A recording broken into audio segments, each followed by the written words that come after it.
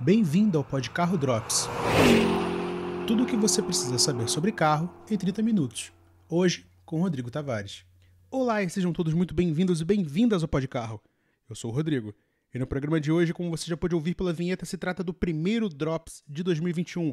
Para você que está chegando agora, o Drops é aquele programinha que a gente só tem 30 minutos para te falar tudo o que você precisa saber sobre carro.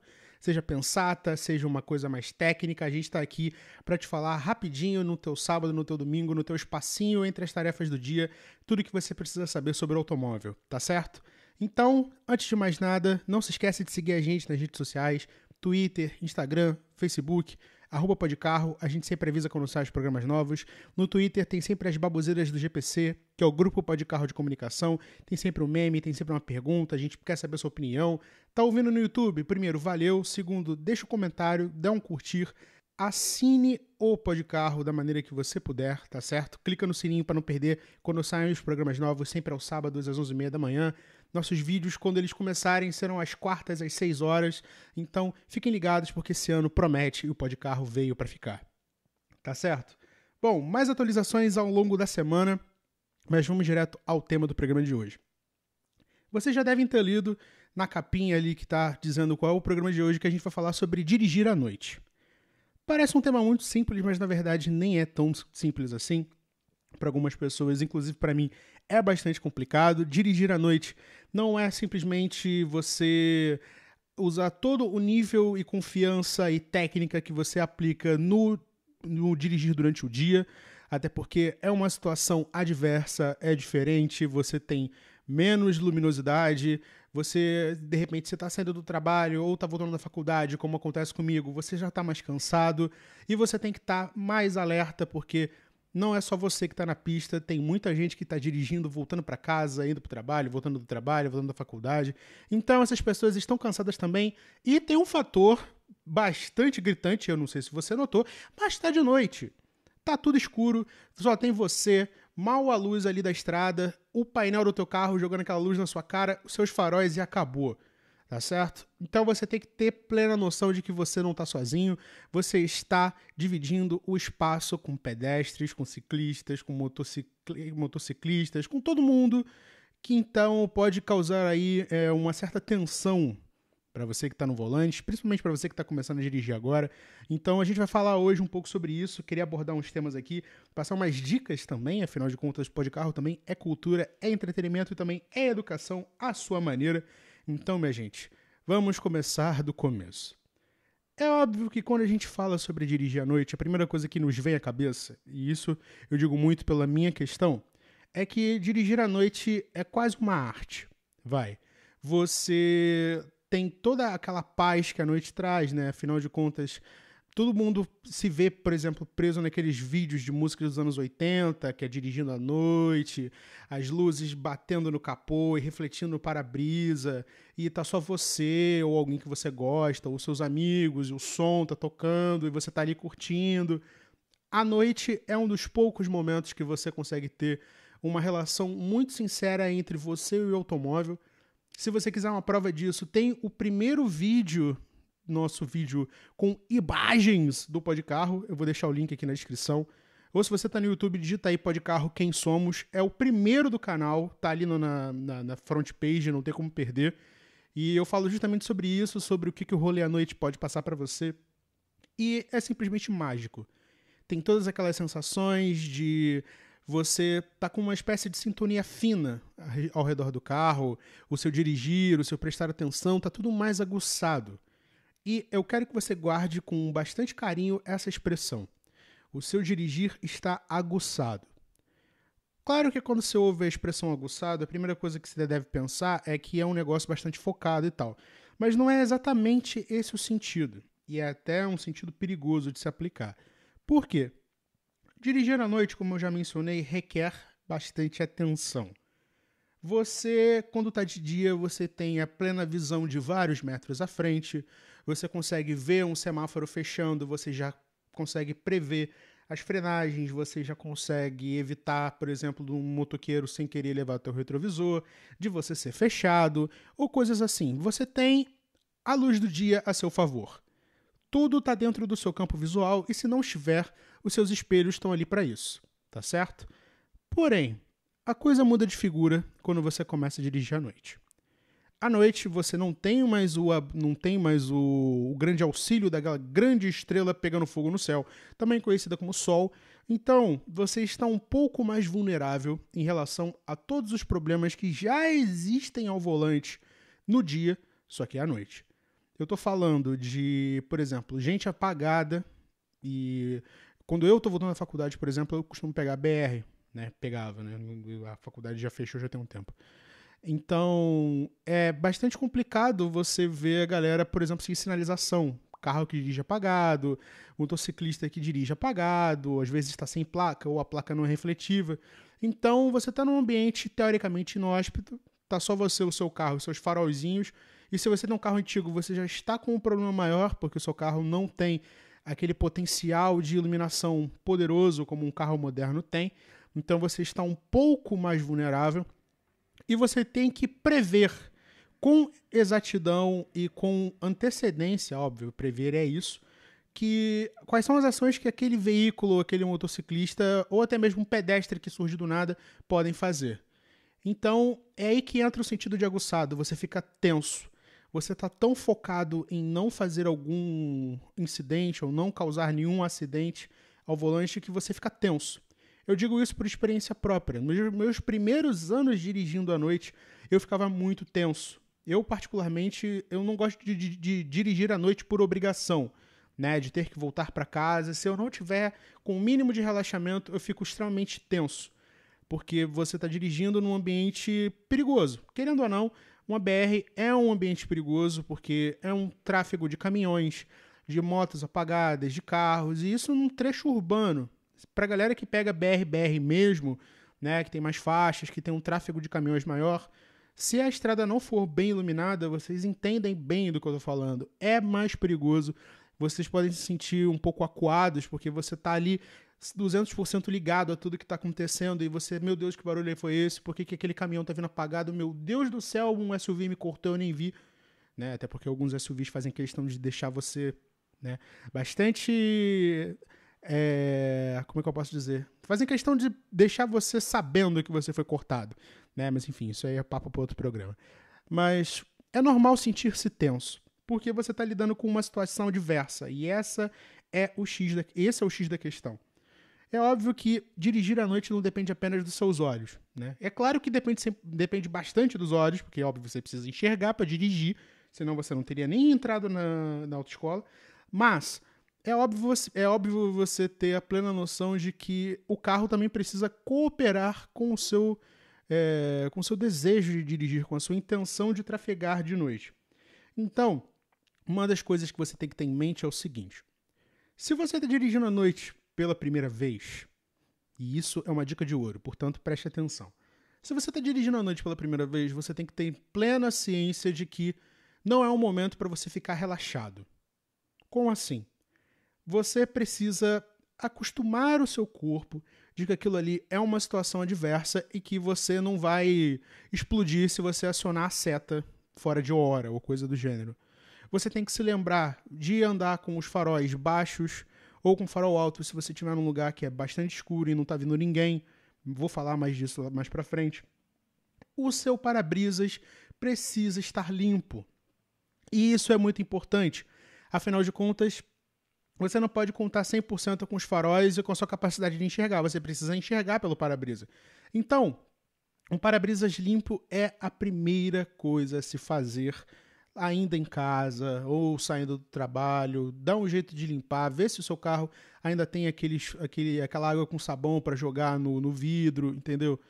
Porque por mais limpo, abre aspas, limpo que ele esteja, às vezes podem ficar manchas, podem ficar detritos, e quando o farol de um carro vindo na direção oposta, ou de uma moto, ou de um caminhão, reflete naquilo ali, a visão da sujeira vai refletir diretamente na sua cara, e aquilo ali pode ser bastante preocupante para você manter o foco enquanto está dirigindo. Eu digo isso mais uma vez por experiência própria. Uma vez eu peguei a BR voltando para casa e a sujeira do meu para-brisas, que meu carro não tinha fluidos para jogar no vidro, aquela sujeira ficou refletindo em mim, eu não enxergava, o vidro estava engordurado. Isso acontece muito. Tem muita gente que limpa o vidro só do lado de fora, não limpa por dentro, então não adianta nada estar limpo de um lado e não estar limpo do outro, aquela gordura pode prejudicar a sua visão. E eu sou uma pessoa que usa o óculos, meu grau é fortíssimo, então tudo tem que estar cooperando para que eu tenha uma visão clara do que está acontecendo. É óbvio, é importante frisar que dirigir à noite, de primeira, não é para todo mundo, isso requer tempo, isso requer prática. Porque de dia tudo bem, você está vendo, de noite você não tem a plena capacidade de prever o que está acontecendo. É importante frisar. O seu tempo de reação diminui. É a mesma coisa de você estar dirigindo na chuva. E eu já vou chegar no dirigir a chuva de noite. Você tem menos tempo para tomar decisões bruscas. Uma frenagem de emergência, um desviar de algum animal na pista, uma situação de repente, tentar fazer uma ultrapassagem quando for extremamente necessário. Tudo isso requer um nível de perícia, um nível de técnica, eu diria até maior do que uma pessoa que dirige só de dia. Porque à noite está tudo contra você. Está o clima contra você, está o pedestre, está o ciclista, está o motociclista, está o caminhoneiro, está o cara do carro da frente. Então você precisa prever os passos da pessoa que está na sua frente e você não mal está vendo ela. Né? Eu não estou nem falando só dos apagados. Tem muita gente que não tem plenas condições de se portar de maneira decente dirigindo à noite. Trata-se como se fosse uma coisa normal, uma coisa banal, ou seja, é aquela velha frase, você precisa dirigir pelos outros. E isso é bastante perigoso. Afinal de contas, você não pode contar com a sorte. Né? Porque se fosse assim, ninguém batia nunca mais, ou então estava absolutamente todo mundo dirigindo Volvo, o que não é o caso. Então, você precisa ter bastante cuidado. Por exemplo, tá de noite, mesmo com tudo a seu favor, com iluminação e tudo mais, viu um ciclista, dirige mais afastado no meio-fio, dá o espaço que ele precisa. É óbvio que a gente brinca aqui no Podcarro, até com o nosso amigo Pedro Henrique o Brabo, que é ciclista, mas a gente tem que ter um extremo respeito por essas pessoas, porque elas estão se locomovendo no mesmo espaço que você e você tem que deixar espaço para eles sempre. Afinal de contas, primeiro, são pessoas que precisam do espaço ali para poder trafegar, e segundo, você não quer arrumar problema, nem sequer uma ficha, nem tampouco uma multa. Então, pelo amor de Deus, respeite o ciclista.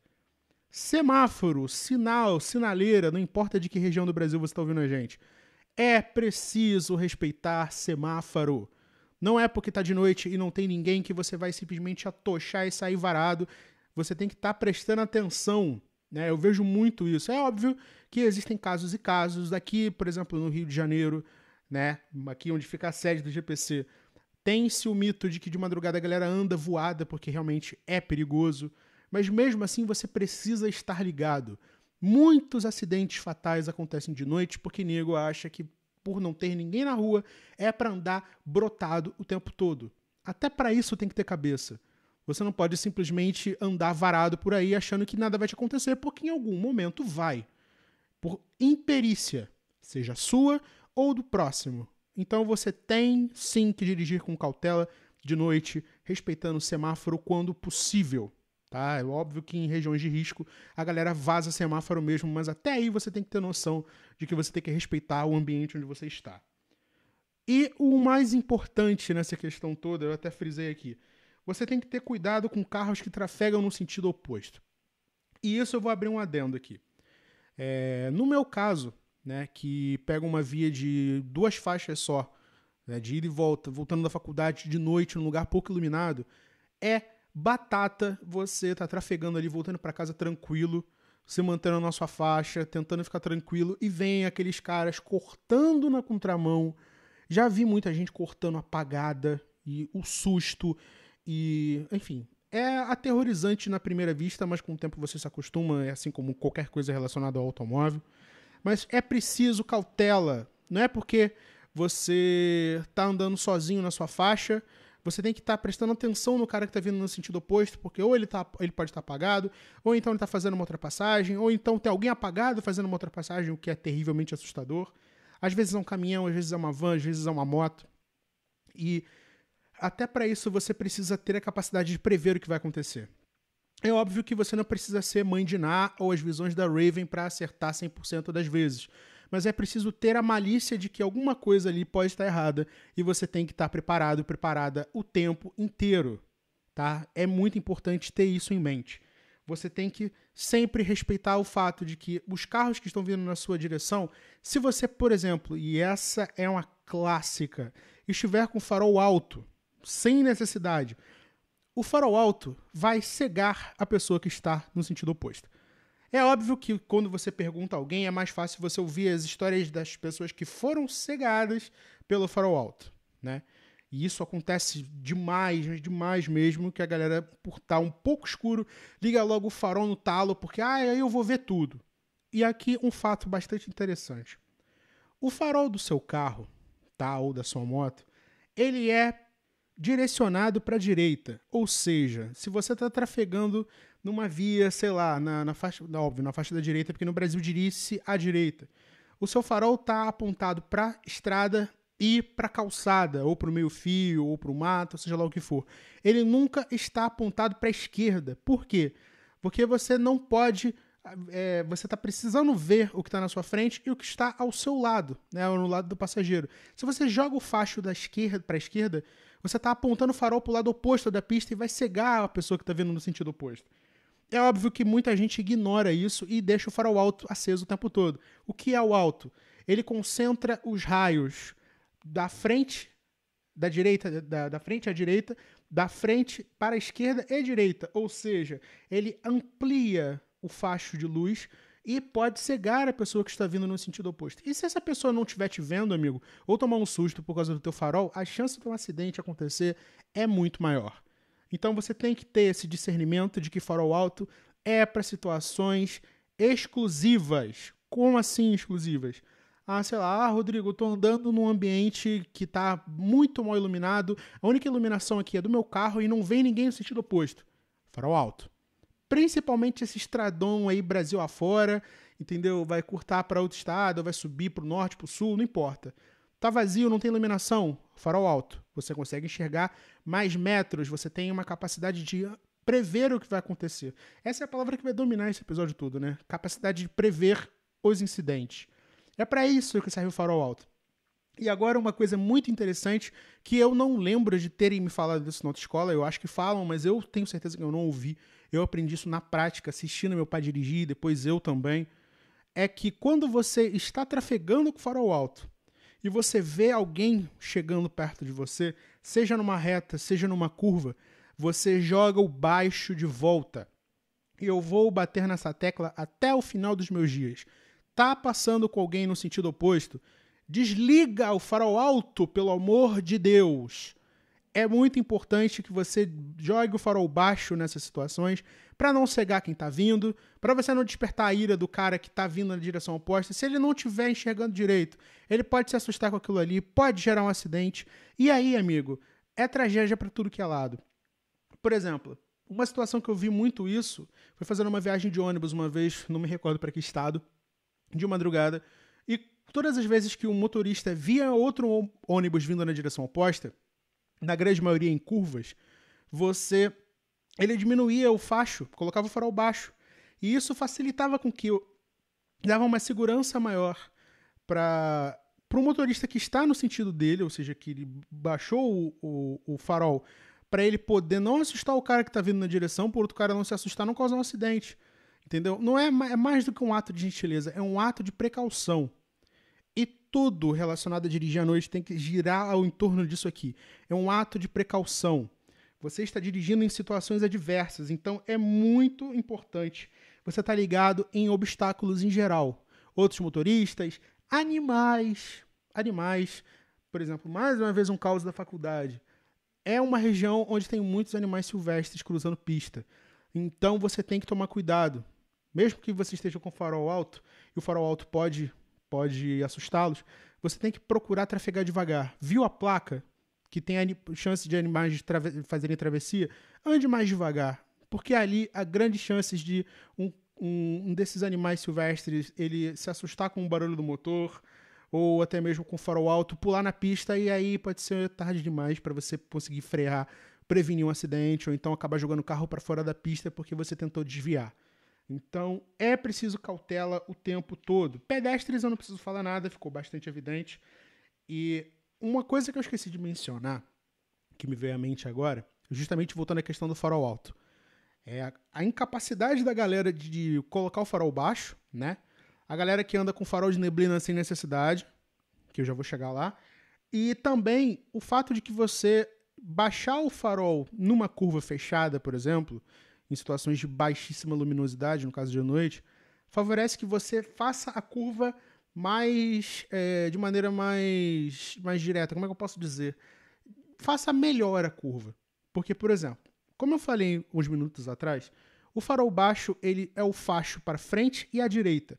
Então, se você está fazendo uma curva à direita, por exemplo, você está enxergando a tangência da curva melhor. Então, se tiver um buraco ali, um desnível, qualquer coisa, você está enxergando. E a saída de curva facilita com que você enxergue o que está vindo na sua frente quando você terminar ela. O farol alto não. Ele vai jogar o facho no meio da curva e ela vai acompanhar lá do lado esquerdo quando você estiver terminando. E o cara tá vindo lá, você tá indo, o teu farol vai direto na vista do cara. Para ele se perder naquela curva ali e pegar o seu carro no meio, é um abraço. Então, é preciso cautela. Em situações que tem veículos trafegando no sentido oposto, baixe o farol. Farol baixo. Ah, mas então, Rodrigo, eu vou fazer igual alguns Volkswagen modernos agora. Eu vou andar só com DRL e farol de neblina. Não! Não é assim. Por que que não é assim? O farol DRL, Day Running Light, é para usar de dia. O Brasil exige o uso de farol baixo em rodovias. Então o DRL está ali para apenas um safa-onça, para você não andar com farol baixo, que é uma luzinha ali para o PRF lembrar, o cara tá com o farol aceso, eu não vou multar ele não. É isso. Não é para você usar o DRL de noite, porque o DRL não tem o mesmo potencial de iluminação de um farol baixo. São luzes com intensidades e feixes de luz diferentes, tá? Então, use farol baixo. Ah, mas eu tô na cidade. Farol baixo. Ah, mas eu vou usar o farol de milha. Não precisa. E por que não precisa? Porque o farol de milha ele tem uma função muito evidente. O próprio nome está falando. Ele é para se usar em situações de neblina, né? Você está falando ali de um farolzinho que está próximo ao seu farol normal e ele tem a função de agir como uma espécie de auxílio ao farol baixo.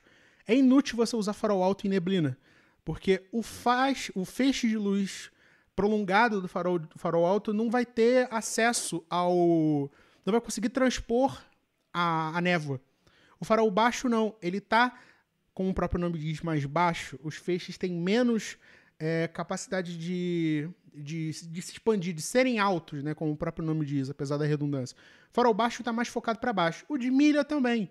Então, eles estão preocupados em iluminar o chão ali, as imediações do carro mais próximas possíveis do capô, do para-choque. Então, você enxerga melhor. Você não precisa usar o farol alto para essas situações, até porque ele não tem como te ajudar. E outra, sempre lembrando que não se anda em situações de névoa, de neblina, em alta velocidade. Parece impossível de acreditar, mas tem gente que anda em alta velocidade em situações de neblina e isso é extremamente perigoso. Por quê? Ah, mas eu me garanto, Rodrigo, eu sou bom de volante. Meu filho, minha filha, não é essa a questão. A questão é que você dirigindo em neblina, você perde a visibilidade. E não é só você não, é o cara que está do lado de fora. É o outro motorista, é o ciclista, é o animal. A sua capacidade de prever os acidentes é muito menor. Então você precisa ter extremo cuidado. Situações adversas exigem baixa velocidade. Ah, mas o meu carro é de luxo, ele tem faróis autonivelantes, autoajustáveis.